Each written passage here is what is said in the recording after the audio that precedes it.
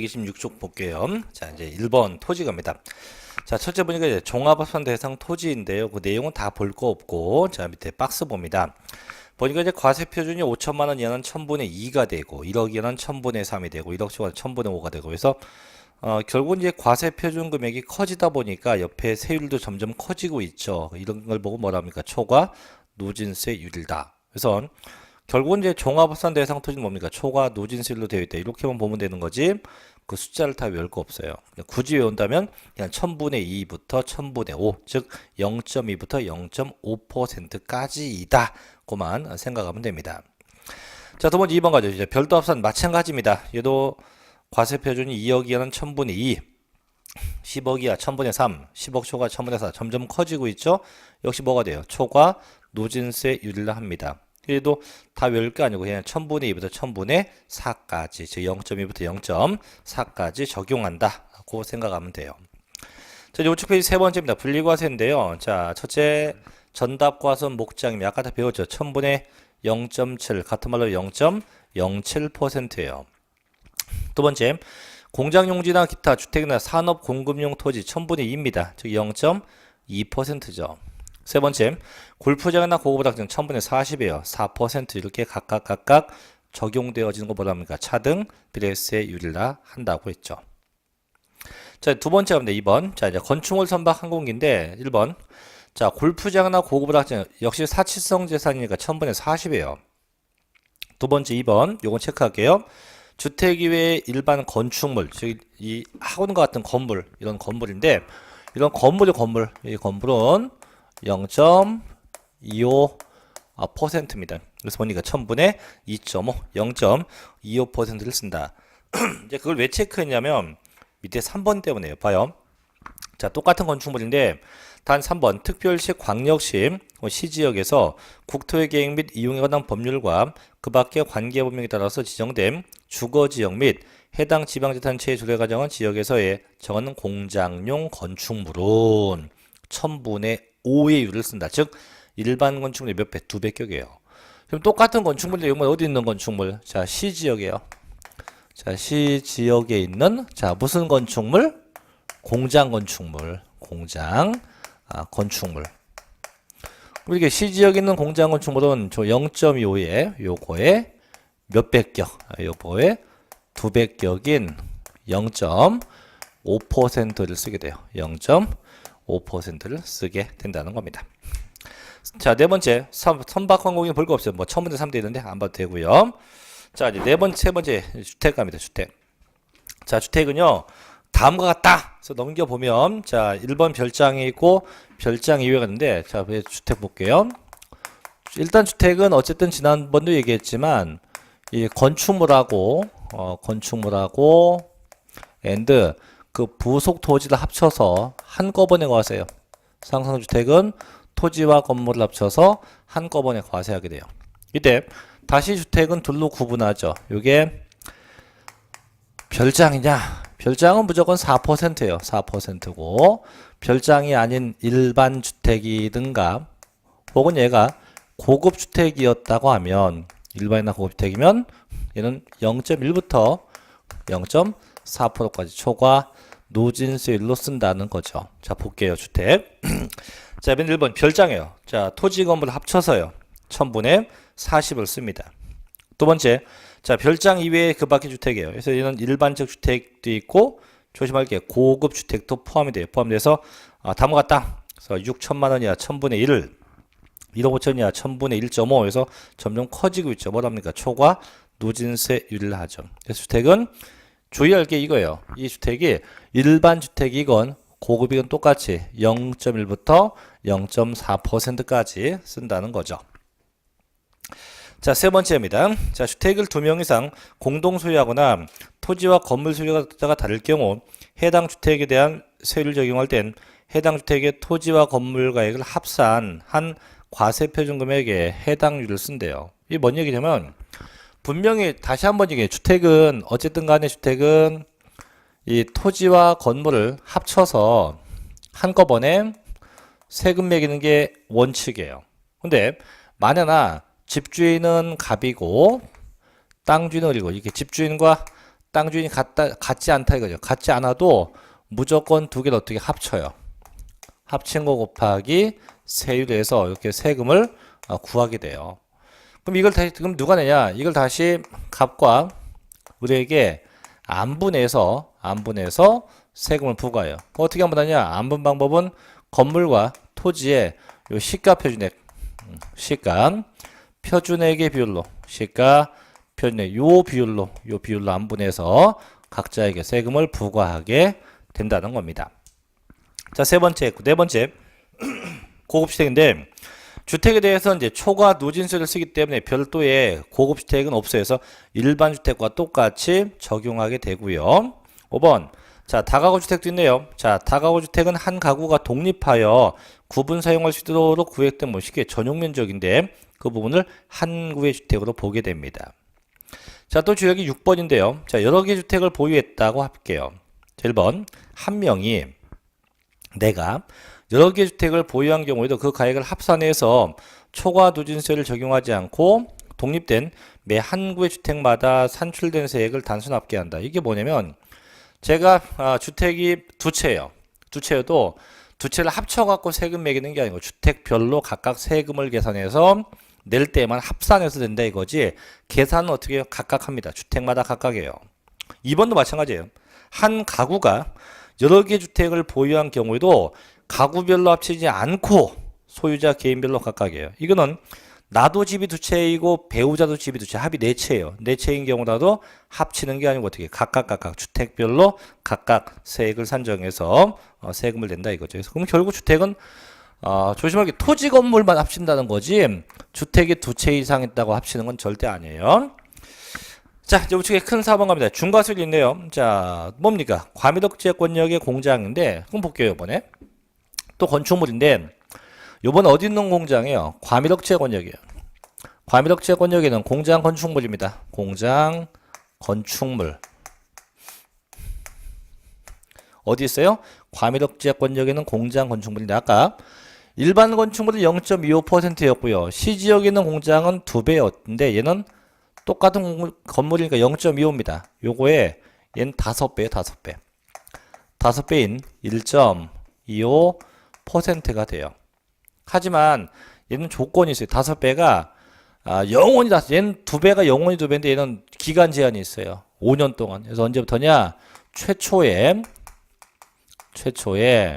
과세기준 1부터 과세기준 1로부터 5년간이요, 5년간. 그래서 최초에 과세기준 1부터 5년 동안만 5배를 중과한대요. 자, 볼게요. 자, 수도권 정비계획부지 육지도는 과미덕지권역입니다.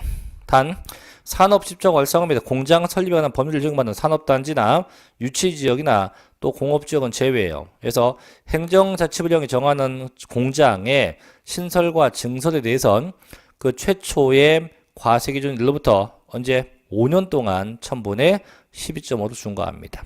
그래서 얘는 5년 동안이지 넘어가면 중과는 하지 않게 돼요. 자, 이제 큰 5번 갑니다. 자, 지방자치단체장은요, 특별한 재정수요나 재해 등의 발생으로 인해서 재산세의 세율 조정이 불가피하다고 인정되면 가감할 수 있대요. 어느 정도 100분의 50 범위 내에서. 하지만 이 가감도 계속이 아니고 그해 연도마다 해서 필요할 때마다 그해 연도마다 가감돼서 해당 연도만 조정할 수 있다라고 합니다. 그래서 이게 끝이에요. 그래서 굳이 본다면 이제 그 229쪽에 밑에 보면 이제 압축되어 있는 표가 있는데 보고 싶으면 그거 한번 보고 안 보고 싶으면 마세요. 굳이 볼 거 없어요. 왜냐하면 이제 저 넘겨보면 예제 볼게요. 그 어디는 됐고 자, 어딜 가냐면 자, 교재 232쪽 가봐요. 232쪽 가면 자, 2번에 자, 작년에 나왔었던 문제인데 보죠. 지방세법상 재산세 과세 표준에 적용되는 세율 중 가장 낮은 거 찾는 거예요. 낮은 것. 여기서 문제에 함정이 있어요. 세액이 낮은 게 아니에요. 세율이 낮은 거예요. 그럼 앞에 있는 과세 표준 5,002억 이건 다 필요 없어요. 옆에 있는 첫째 종합합산 대상 토지 1번 0.2부터 0.5, 2번 별도 합산 토지 0.2부터 0.4, 3번 분리과세 목장용지 0.07, 4번 주택은 0.1부터 0.4, 5번 분리과세 공장 0.2죠. 그럼 이거 몰라도 돼요. 제일 낮은 건 쟤는 목장 농지예요. 목장 농지. 그러면 여기 안 나왔지만 그럼 제일 높은 건 뭘까요? 별장이나 또 골프장, 고급 낙장. 이건 얼마? 4%. 그래서 남은 무조건 제일 낮은 건 제일 높은 겁니다. 그래서 그런 문제가 거의 언급되니까 크게 숫자는 그렇게 관여할 필요성은 없다는 거죠. 그래서 여기까지 세율까지 정리해 봤고요. 자, 이제 또 넘어갑시다. 234쪽에 이제 5절 갑니다. 납세 의무자인데 요건 잘 봐야 돼요. 보니까 22, 24, 25, 26 거의 뭐 매년 나는 형태인데 이 납세 의무자도 상당히 중요합니다. 그래서 정확하게 얘도 내용을 좀 숙지를 해서 알고 계시는 게 좋아요.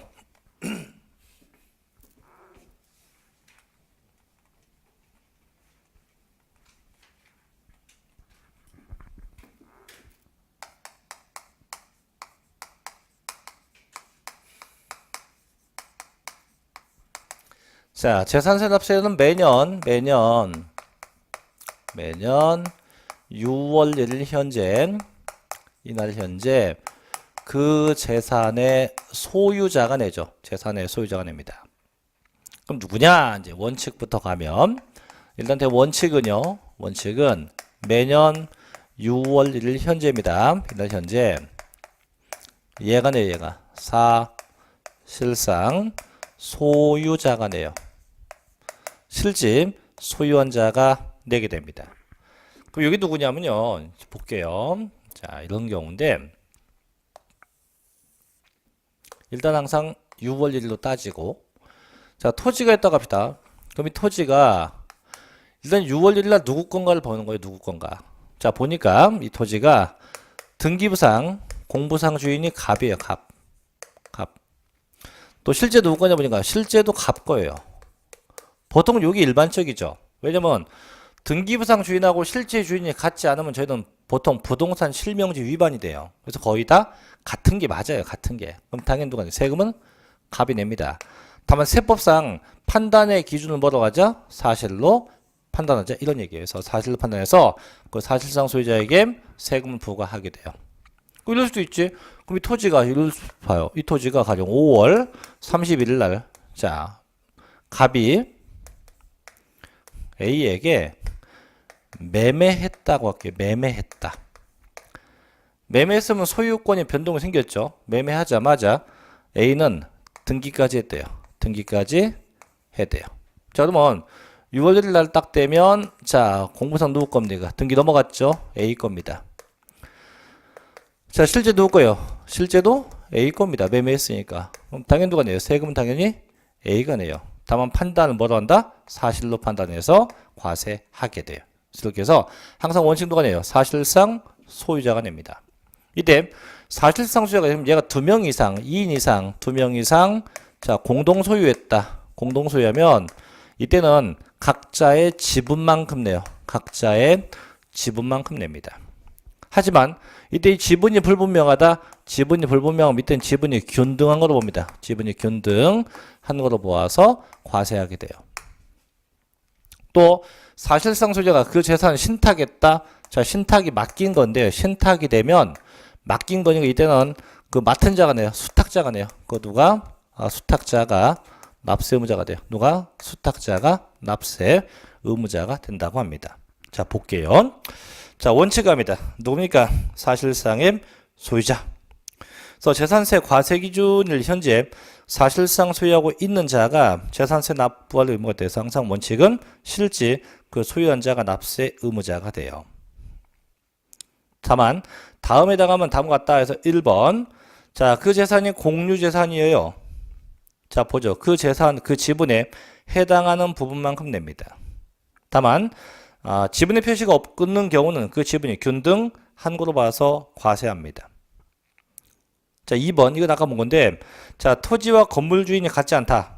자, 그 주택에 대한 산출세액을 그 건축물과 부토지 아까 얘기했죠. 뭐의 비율로? 시가, 표준액 비율로 안 분해요. 항상 지방세나 안분자가 나오면 다 뭐의 비율로? 시가, 표준액 비율로 안 분해서 각자에게 부과합니다. 세 번째 신탁 나오죠. 자, 신탁법에 따라서 수탁제명도 등기되었대요. 보죠.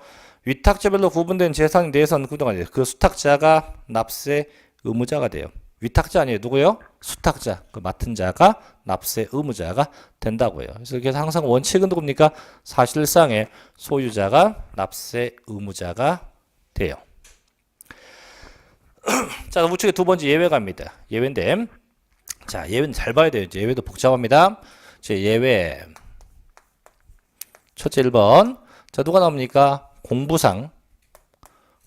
공부상 소유자가 내요. 누가 내요? 공부상 소유자. 언제냐? 이런 경우에요.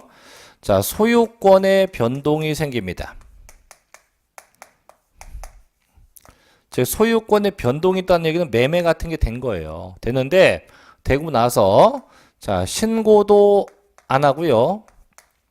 등기도 안 한 겁니다. 신고와 등기가 다 없어요. 그럼 이젠 저 공부상 소유자가 된다고 해요. 하지만 신고가 됐건 등기가 됐건 둘 중에 하나가 돼 있다. 둘 중에 하나라도 되어 있으면 이때는 저 사실상의 소유자가 된대요. 그럼 무슨 얘기냐? 아까 요거죠. 자, 매매가 됐는데 지금 예를만 보면 지금 신고 얘기는 없지만 지금 뭐가 돼 있어요? 등기돼 있죠, 그죠? 누가 냅니까? 사실상 소유자 A가 되게 돼요. 자, 이번에는 자, 똑같은 건데 이제 갑이 자, A에게 매매했어요. 매매했는데 이번에는 얘가 등기를 안 했어요. 안 하게 되면 어떤 일이 발생합니까? 자, 공부상 누구 등기부는 안 넘어가요. 그죠? 갚게 돼요. 갚고. 자, 실제 누구예요? 사실상은 A게 돼요. 그러면 분명 원칙만 놓고 따지면 사실상 소유자가 되는 게 원칙인데 문제는요. 이 A가 등기를 안 했기 때문에 그 누구도 소유권 변동 사실을 알 수 있는 방법이 없어요. 그죠? 왜? 얘가 입을 딱 다물고 있으니까. 그럼 국가는 소유권이 변동이 없는 것도 알고 그냥 갑에게 그냥 세금을 그냥 부과해버려요. 갑에게. 근데 갑도 이제 할 얘기 많죠. 왜? 아니, 내가 왜 이걸 5월 30일 날 왜 팔았는데 6월 1일 날 되면 내 거 되니까 재산세 또 낼 것 같아서 꾸역꾸역 팔았는데 이 자식이 신고 등기 안 했다고 나한테 세금 부과하면 나는 그럼 뭐냐? 이 법이 이런 법이 다 있냐? 그래서 만든 제도가 신고제도예요. 왜? 공평해야 되니까. 그럼 신고는 누가 해? 신고는 얘가. 매도자가 얘가 신고해요. 그럼 얘가 등기를 안 했을지언정 얘가 신고합니다. 나 이거 매매했다라고 신고해요. 어디다 신고하냐? 해당 시청구청 가서 신고하면 돼요.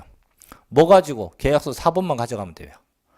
그럼 신고를 했어요. 신고하면 얘는 등기를 안 했지만은 신고가 되면 국가는 소유권 변동 사실을 안다면 알겠죠. 그죠? 알면 누구한테 보고요? 얘한테요.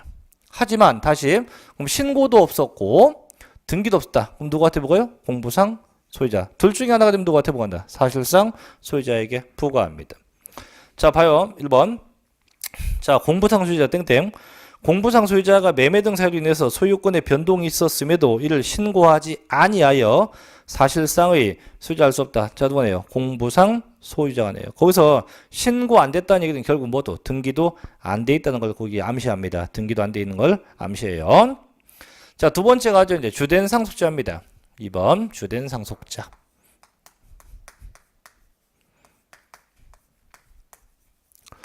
자, 마찬가지 이것도요. 상속이 됐는데 상속되었다고 마찬가지 신고도 없었고 등기도 없는 거예요.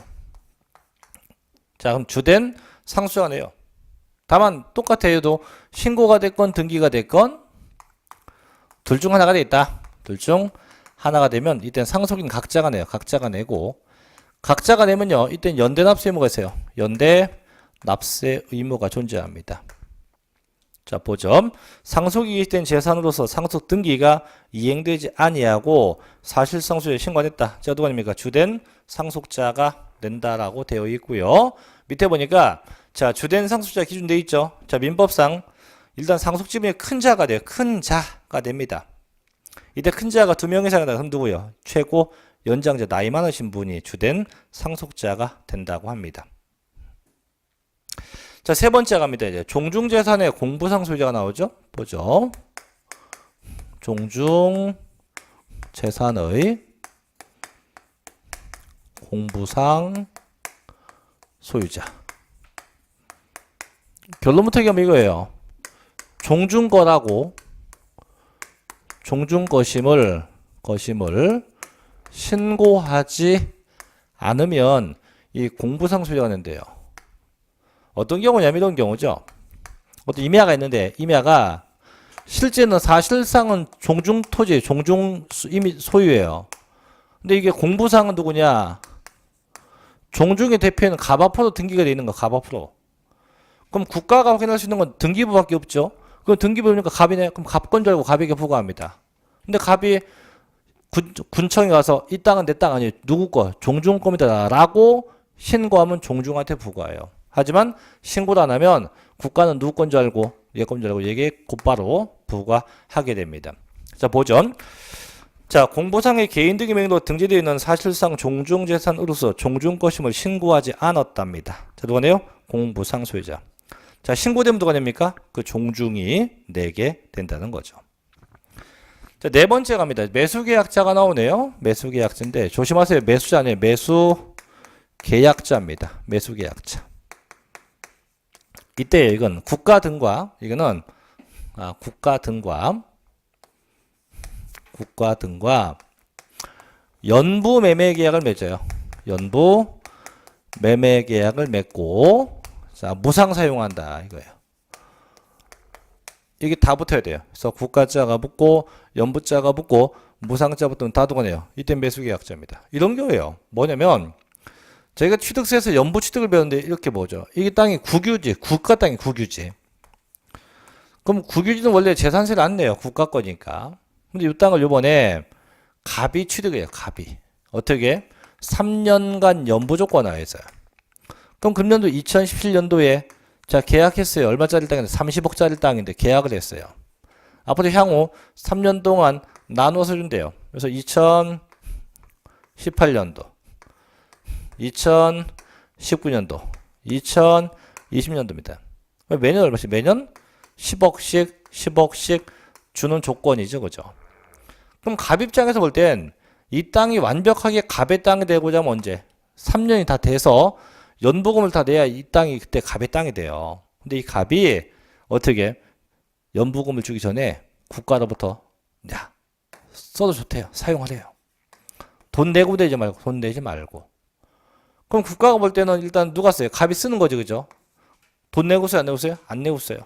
안 내고 쓰는 대신 그럼 대신 뭐하다? 너 재산세는 내고 써라 이거예요. 그래서 실제는 아직 국가 소유지만은 사용권이 넘어갔기 때문에 이때 누가 같아? 그 매수 계약자에게 세금을 먼저 과세한다는 겁니다. 자, 넘겨볼게요. 다섯 번째 갑니다. 자, 누가 나옵니까? 사업시행자 나오죠? 자, 사업시행자인데 5번. 이 사업시행자는 딱 두 가지만 생각하면 돼요. 채비지하고 보류지 두 땅. 이 두 땅에 대해서는 그 사업 시행자에게 부과해요. 절대 여기에 환지가 포함되지 않습니다. 그래서 채비지와 보류지만 그 사업 시행자에게 부과하게 돼요. 자, 6번도 뭐 가죠? 6번 누가 냅니까? 사용자가 낸다고 되어 있네요. 자, 언제가 사용자냐? 요건 또 이거요. 이거는 소유권의 귀속. 소유권의 귀속이 불분명해요. 즉 주인이 죽었는지 살았는지 알 수 없대요. 두 가지인데 첫째, 소유자가 행방불명돼요. 소유자가 행방불명. 소유자가 어디 갔는지 알 수 없대요. 두 번째는 현재 소송 중일 때. 이런 경우는 그 사용자에게 부과합니다. 사용자에게. 자, 볼게요. 재산세 과세 기준 현재 소유권의 귀속이 분명하지 않대요. 즉 주인이 온대가 넘는 거죠. 그래서 없어서 사실상 수리할 수 없다. 그럼 누가 내요? 그 사용자가 납세 의무자가 되고요. 다만 이 경우 사용자에게 부과할 때는 사전 통지합니다. 반드시 사전에 통지해야 합니다. 일곱 번째가 뭐죠? 자, 납세 관련 지정신고인데요. 이거는 제가 한국에 재산이 있는 상태에서 장기간 잠깐 외국에 나간 이런 경우예요. 그래서 보면 재산세 납세 의무자가 직접 사용 수익하지 아니하는 재산에 대해서는 그 재산의 사용 수익자를 납세 관리인으로 지정할 수 있어요. 있어요? 그냥 있어요. 그냥 있다라고 보시면 되고, 그래서 저는 6번 정도까지만 기억하면 됩니다. 그래서 각각의 형태별로 누가 납세 의무자인지 꼭 한번 다시 한번 정리하셔야 돼요. 자, 예제 볼게요. 밑에 예제 보면 1번 갑니다. 지방세법상 2017년도 재산세 의 납세 의무자가 아닌 것을 모두 골라봐라. 아닌 거 골라보라. 아닌 거. 기업은 5월 30일 내에 재산세 과세 대상 재산의 매매 잔금을 수령하고 소유권 이전 등기를 한 매도인은 안 내죠, 그죠? 왜? 5월 30일 다 팔았잖아요, 그죠? 그럼 팔았으면 6월 1일 내 거 아니에요. 그럼 세금 낼 일이 있다 없다? 없다. 2번 공유물 분할 등기가 이루어지지 아니한 공유재산의 지분권자. 이건 내죠, 그죠? 왜? 등기 혼기 없어요. 항상 각자의 지분만큼 세금을 내면 되니까. 세 번째, 신탁법에 따라서 위탁자별로 구분되어 수탁자별로 등기된 신탁재산의 위탁자. 아까 누구네요? 수탁자인데 그래서 위탁자가 아니고 수탁자가 납세 의무자가 돼요. 자, 네 번째, 도시환경 정비사업 시행에 따라서 환지계획에서 일정한 토지를 환지로 정하지 아니하고 채비지로 정한 경우 종전수익자 아니에요. 아까 누구예요? 채비지 보조지는 그 사업 시행자가 냅니다. 누구네요? 사업 시행자가 내요.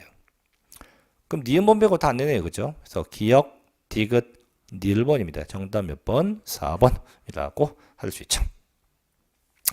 자, 여기까지가 이제 납세의무자까지 받고 이제 6절 갑시다. 이제 어이구 6절 보니까 부가징수인데 겁나죠, 그죠? 22, 23, 24, 20, 255회?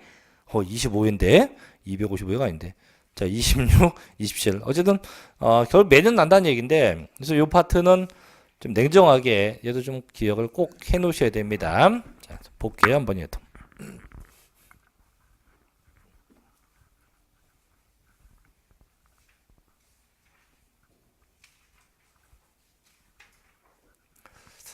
요즘에 낮과 밤이 바뀌어갖고 죽겠어요 아주.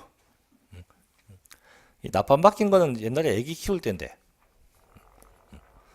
이놈의 새끼가 낮에는 퍼즐로 차고 밤에는 무슨 말똥말똥 해갖고 참 아주 환장합니다. 그래서 이걸 어떻게 하면 이놈을 낮에 놀게 하고 밤에 재울까 고민하다가 낮에 한번 안 잔다는 애를 갖다가 계속해서 잔다는 애를 계속 못 자게 막 했죠. 했더니 밤 되니까 픽 자대요. 그때부터 낮밤이 바뀌어갖고 이제 다시 이제 원상태로 왔는데 요즘에는 낮과 밤이 너무 막 바빠요. 바쁘다기보다는 시간 그 하루 뭐 누구는 24시간이 참 길다 하는데 요즘에 아주 24시간이 너무 짧아요. 너무. 하루에 한 36시간 정도 있으면 좋겠어. 36시간 정도. 이게 요즘에 그나마 오늘 수업이야 뭐 이제 제가 오전만 하니까 좀 낫죠. 근데 딴 날은 월화수목금토까지 그냥 이수요일 빼고 계속 아침 저녁이에요. 근데 문제 아침 저녁을 하는 게 문제가 아니고 이제 지금부터 바빠요. 이제 4월부터는 되게 바빠요. 이제 문제집 써야 돼요. 문제집. 이것만 했나? 문제랑 문제를 엄청나게 쏟아져 만들어내야 됩니다. 옛날 같으면 이제 슬쩍 남의 거 뺏기는데 이제 뺏길 문제도 없어요. 이제 차도 뺏겨갖고 남들이 그냥 제가 맞는 것도 남들이 뺏겨갖고 이제 더 이상 뺏길 것도 없어요. 이제 문제가 다 고만고만해요. 그럼 어떻게 새로운 걸 또 창조해야지 그죠? 창조하려면 밤새도록 이제 책 펴놓고 이제 이걸 또 연구해요. 연구. 지금 연구해야 돼요. 더 이상 어떻게 종전에 있는 기존의 문제집을 이제 문제집에 문제 있을 거 아니에요. 문장을 바꾸잖아요. 바꿔 딴 책 보면 어딘가 이게 있어요. 남들도 똑같은 마음인데 그래서 안 되겠다. 이제 바꿔보자. 바꿔보려고 이제 바꾸고 있는데 또 학원에 그러대요. 요약집 나와야 되는데요. 한참 문제집 찍고 있는데 요약집 얘기를 하니까 또 요약집 찍어야 돼요. 참 찍는 거야 뭐 회사가 찍겠지만 만드는 거는 쉽지 않아요. 녹록치가 않습니다. 참 그래서 하다 보면 이제 맨날 새벽 2, 3시가 되고 하다 보면 새벽 2, 3시가 되고 자, 조만간 아마 요약집도 나올 겁니다, 이제. 자, 보죠. 부가징수인데. 자, 부가징수는 이제, 일단 고지서유에서 부과해요. 정부가 고지서유에서 부과합니다. 취득세 같은 건 이제 원칙이 신고 납부인데, 이건 무조건 고지서유에서 세금을 내요. 그럼 어떻게 되냐. 일단은 매년, 자, 6월 1일에 납세 의무는 성립이 돼요. 이때, 납세 의무가 성립이 돼요. 되고, 자, 세금 내는 기간 연간 2번이에요, 2번. 한 번은, 7월 16일부터 31일까지 내고요. 또 한 번은 9월 16일부터 9월 30일까지 이렇게 두 번에 걸쳐서 요때 한 번 내고 요때 한 번에 이렇게 두 번에 걸쳐서 세금을 냅니다. 그럼 이때는 이 기간은 그럼 어떤 걸 내냐? 이 기간에는 건물분 재산세. 그 다음에 두 번째는 주택분인데 조심하세요. 반만 내요. 2분의 1만 냅니다. 왜냐면 주택은 아까도 얘기했지만 토지 건물을 합쳐서 세금 매기니까 세금이 꽤 커요. 커서 이건 한 번에 안 매겨 반만 매겨요. 그 다음에 선박분, 그 다음에 항공기분 이렇게 해서 요때 내게 되고 뭐 그럼 이때는 뭘 내냐? 이때는 토지분. 그 다음에 나머지 주택분 반. 이렇게 해서 결국 주택은 반씩 내게 해요. 반씩. 다만 조심할 게 있어요. 주택에 대한 이 금액이 주택이에요. 그 세금이 10만 원까지입니다. 이하. 자, 저희가 보통 10만 원이면 꽤 큰 돈인데 국가는 저 금액을 그다지 크게 안 봐요. 그래서 10만 원까지는 금액이 작기 때문에 요거는 7월 16일부터 30일까지 일시에 부과할 수 있어요. 그럼 얘를 바꿔 얘기하면 어떻게? 10만 원이 넘어가면 어떻게 내고? 무조건 반씩 내게 하고 10만 원까지는 금액이 안 크니까 어떻게 한꺼번에 부과할 수 있다는 겁니다. 그럼 어떻게 부과해요? 얘가 됐건 항상 뭘 통해서 고지서를 통해서 세금을 걷어요. 이거 뭐라 합니까? 보통징수에서 항상 고지서를 통해서 정부가 세금을 걷어가게 돼요. 자, 볼게요. 자, 238쪽 1번 과세 기준일. 자, 첫째 언제? 매년 6월 1일로 합니다. 둘째 납부 기간인데 첫째 토지는 언제부터 언제? 9월 16일부터 9월 30일까지고요. 둘째 건축물 7월 16일부터 30일까지입니다. 셋째 주택인데 봐요. 주택은 해당 연도에 부가징수할 세액의 반 2분의 1은요 7월 16일부터 31일까지 내게 하고 나머지 반은요 9월 16일부터 9월 30일까지로 한다. 다만 이하 비출. 다만 해당 연도에 부가세액이 10만 원이야. 즉 10만 원까지입니다. 10만 원까지는 그 금액이 별로 안 크니까 밑에 7월 16일부터 30일까지 일시에 한꺼번에 부과할 수 있다고요. 그래서 원칙은 주택은 반씩 내는 게 원칙인데 한꺼번에 부과할 수도 있어요. 자, 네 번째, 다섯 번째 선박 항공기 똑같죠. 매년 7월 16일부터 30일까지 냅니다. 그 다음 거기다 밑에 내용 보니까 자, 지방자치단체의 장은요 과세 대상 누락, 위법, 혹은 착오 등으로 인해서 이미 부과한 세액을 변경하거나 수시 부과 사유가 발생하면 수시로 부과 징수할 수 있다. 이게 뭐냐면 정부가 세금을 잘못 부과한 거예요. 잘못 부과하면 정해진 기간 다 무시하고 아무 때나 수시로 뭐한다? 부과할 수 있다 이거죠. 수시 부과 가능합니다. 자, 두 번째가 납세지 갑니다. 그럼 대체 어디가 세금 내냐? 밑에 재산세 납세지 어디에요? 과세 대상 물건 소재지 관할 어디? 시군구입니다. 그래서 물건지 관할 그 시군구가 납세지가 돼요. 그래서 1번 토지 어디? 토지 소재지. 2번 건축물 어디? 건축물 소재지. 3번 주택 어디에? 주택 소재지. 다 이렇게 어디 소재지예요. 선박 항공기는 별거 없습니다. 항상 부동산만 생각하면 돼요. 어디? 부동산 소재지가 됩니다. 자, 우측 세 번째가요. 징수 방법 갑니다. 1번 보통징수인데 재산세는 관할 지방자치단체의 장이 세액 산정에서 어떻게 보통징수 방법으로 부과해요. 즉 고지서에 의해서 부과하는 게 원칙입니다. 두 번째, 그럼 언제까지 보내냐? 끝에 있죠. 2번 5일 전까지 발급해요. 근데 2번은 솔직히 볼 거 없어요. 왜냐면 고지서 보내는 건 내가 아니고 정부가 하는 거니까 뭐 그때까지 보낸대요. 자, 3번 체크합니다. 재산세 고지서에 병기, 이 병기가 이제 함께 기입한다, 같이 기입한다 뜻인데 되는 세금인데, 자, 특정 부동산에 대한 지역자원시설세입니다. 일단 요 세금 지방세입니다. 요거 지역자원시설세 지방세고 얘도 보통징수하는 세금이에요. 근데 더 웃긴 건 세금 내는 기간이 재산세하고 똑같아요. 그럼 결론만 얘기하면 그럼 재산세 내는 기간에 고지서가 2장 나온다는 얘기예요. 원래 원칙만 놓고 따지면. 그죠? 재산세과 한 장, 지역자원 시설세과 한 장 2장 나와요. 자, 두 장 나오게 되면 좀 불편하겠죠, 그죠? 한 장 내는 것도 그런데. 그래서 그럼 두 장 보내지 말고 재산세 고지서에다가 그 지역재원설세 그놈도 같이 적어서 고지하자 이거죠. 그래서 납부기간이 같으면 재산세 고지서에 같이 나란히 적어서 고지할 수 있다. 조심할 건 고지한다가 아닙니다. 할 수 있답니다. 할 수 있다. 그래서 고지서에 같이 적어서 고지할 수 있다. 그걸 뭐라요? 병기인데, 근데 이게 저희 시험에 한번 난 적 있어요. 반드시 병기하여 고지해야 한다가 아니고 고지할 수 있답니다. 같이요. 뭐 할 수 있다고요? 고지할 수 있답니다. 반드시 해야 한다가 아니에요. 할 수 있다. 자, 이제 큰 4번 소액 징수 면제와 신탁재산 등기 1번 소액 징수 면제 있죠. 이거 뭐냐? 소액은 징수하지 않겠다는 얘기예요. 분명히 재산세는 보통 징수입니다. 정부가 고지서를 찍어서 보내는 거죠. 근데 이 고지서를 찍는 비용이 약 1,900원 정도 든대요. 그럼 국가가 저한테 걷어가야 할 재산세가 이번에 1,500원이에요. 1,500원.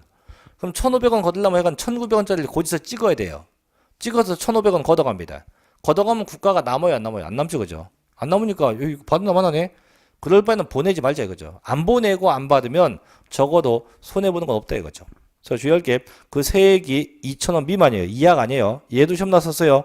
2,000원 이하라고? 아니에요. 2,000원 미만입니다. 미만이고 또 얘는 분명히 재산세만 갖고 따진 겁니다. 재산세 고지서 합계가 아니에요. 재산세만 놓고 따져서 그 금액이 2,000원 미만이에요. 재산세만 놓고 따져서 2,000원 미만이에요. 밑에 써 있잖아요. 고지서 한 매당 2,000원 미만이라면 재산세 고지서에 방금 봤던 거 병기 고지된 세액을 제외한 뭐만 놓고 따져서 재산세만 놓고 따진 겁니다. 뭐만요? 재산세만 놓고 따진 겁니다. 두 번째, 자 이번에 이제 신탁재산 특례가 있죠. 보죠. 자, 신탁법에 따라서 수탁제명으로 등기된 신탁재산에 대해서는 그 재산세가 체납된 경우는 재산세가 체납된 해당 재산에 대해서 압류할 수 있다. 아까요. 신탁이 되면 누가 세금 낸다 했어요? 수탁자가 냅니다. 근데 수탁자가 안 내면 내가 그 신탁한 부동산을 정부는 압류할 수 있다는 얘기예요. 그래서 그 신탁한 부동산 압류할 수 있다. 다만 재산세가 체납된 해당 재산에 속하는 신탁에 다른 재산이 또 있대요. 즉 얘가 신탁한 거 말고 또 신탁한 게 또 있나 봐요. 그럼 그것도 뭐 할 수 있다? 압류할 수 있다. 그럼 결국은요. 신탁된 부동산은 뭐 할 수 있다? 압류할 수 있다. 그럼 수탁자가 안 내면 다 압류당하는 거예요. 전부 다 압류당할 수 있다는 얘기예요. 그래서 그런 내용인데 자 그럼 넘겨서 한번 예제 한번 봅시다. 자 예제 1번 그 뒷페이지에서 240페이지 자 다음 중 재산세 과세기준일과 납부기간에 대한 설명이다. 틀린 걸 번. 재산세 과세기준일은 모두 다 매년 6월 1일로 한다. 그렇죠. 둘째, 모든 토지입니다에 대한 납부기간은 9월 16일부터 9월 30일까지다. 그렇네요. 셋째, 선박이나 항공기 납부기간은 7월 16일부터 30일까지입니다. 맞네요. 네 번째, 일반 건축물의 납부기간은 건축물은 7월 16일부터 30일까지고요. 토지부는 9월 16일부터 9월 30일까지예요. 5번, 주택에 대한 재산세입니다. 다만 그 세액이 100만 원이라고 가정하제의 경우 납부기간은 7월 16일부터 30일까지. 이건 아니죠. 왜? 아까 주택은 반반. 얼마가 되면 10만 원 이하가 돼야만 일시 내지 지금 100만 원이라고 가정하면 어떻게 반반 내야 돼. 반반. 금액이 크기 때문에. 그래서 5번이 정답이 되겠죠. 자, 이제 밑에 큰 5번까지 하고 쉬었다 할게요. 납세의무자의 신고인데 아까 저희가 소유권의 변동이 생기면 뭐 신고를 한다, 뭐 안 한다, 등기했다, 안 했다 이런 얘기 있는데 그럼 신고하면 언제까지 하냐? 다음 중 어느 하나에 해당되면요. 자, 언제부터? 과세기준 1부터. 즉 매년 6월 1일부터 6월 10일 사이에 신고를 합니다. 근데 신고할 때 아까 뭐만 갖고 가면 된다 했어요? 계약서 4번만 가져가면 돼요. 물론 신고 안 해도 돼요, 이거. 대신 안 하면 그 세금이 나타날라 봐요. 내가 신고해야 될 차라면 신고하면 그 세금은 타인한테 가지만 안 하면 누가 내? 다 내가 냅니다. 자, 1번 봐요. 재산 소유권의 변동이나 과세 대상 재산의 변동세가 발생했어요. 자, 근데 그때까지 등기도 안 됐다. 근데 신고도 안 됐다. 그럼 누가 내요? 공부상수자죠. 다만 신고가 됐건 등기가 됐건 둘 중에 하나가 되면 누가 내요? 사실상 소유자가 내겠죠. 두 번째 마찬가지 상속이 됐는데요. 상속 등기가 안 돼 있대요. 신고도 안 돼 있대요. 그럼 누가 내요? 주된 상속자가. 그다음에 신고가 됐건 등기가 됐건 둘 중에 하나가 되면 누가 내요? 상속인 각자가 내잖아요. 그런 겁니다. 다음. 3번도 마찬가지. 사실상 종중재산으로서 공부상에는 개인명의로 등재되어 있다. 얘가 신고 안 하면 얘가 내죠. 신고하면 누가 내요? 종중이 냅니다. 그래서 신고는 언제까지 한다? 매년 6월 1일부터 6월 10일 사이에 한다. 그만 생각하시면 됩니다. 자, 여기까지 하시고 좀 쉬었다가 이제 우측에 6번 재산세 세부 다음에 상한선부터 이어서 계속 할게요. 좀 쉬었다 하겠습니다.